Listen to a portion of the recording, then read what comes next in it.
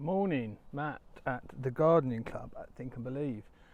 It's a little bit different this morning, a little bit out of schedule. We've had some stuff going on with business, which meant I couldn't pick my normal slot up to get in and do my videos. So in the end, I'm camping and I'm up. It's just gone 5. I'm in the forest. It's sort of by design. I've got a bit of fern there that I found in the forest. It's actually, this is a bit of an awkward setup. I've got somewhere to put my cup, and I've got somewhere for my bag to go. I've picked a bit in the forest where this stand can sit and I can stand and chat. Got my Think and Believe t-shirt on, you can't see it. So it's sort of by design.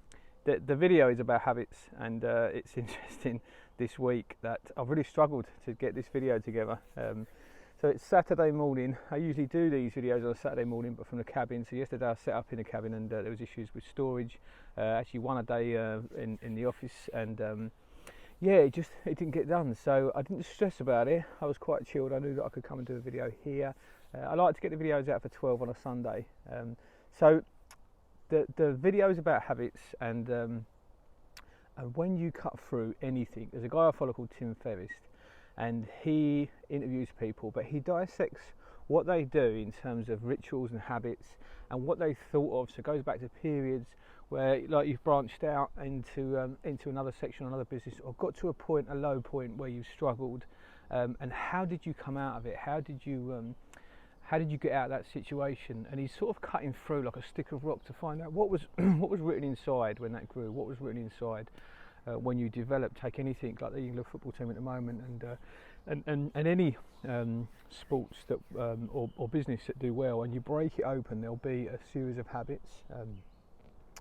So forming habits, usually I've got the trellis behind me in the cabin, and that's not just because it's a really good thing I built, but it's the structure that I use with clients to have this thing to fall into, to have these habits to fall onto, and there's a lot of things that I find that relate to yoga that you have to let go to get, and some of these are these rituals that you've just got to get them done. So stepping into creativity, which I feel is important and powerful to do solely on its own, to create these ways forward and ideas around how you can develop the projects you want to grow, and then come up with a list of stuff and steps forward, and break them down to steps forward, and then drop in to getting stuff done, GSD, and create some must do. So I have some rituals of getting doing something in the morning, something at night physically,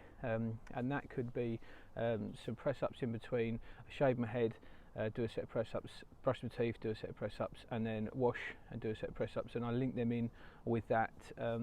And I've just started doubling up on some of that. So, but my basic must do, it might be 20 minutes of yoga or just some press ups, and then there's a range of other stuff that I might do, but it's something in the morning and something at night.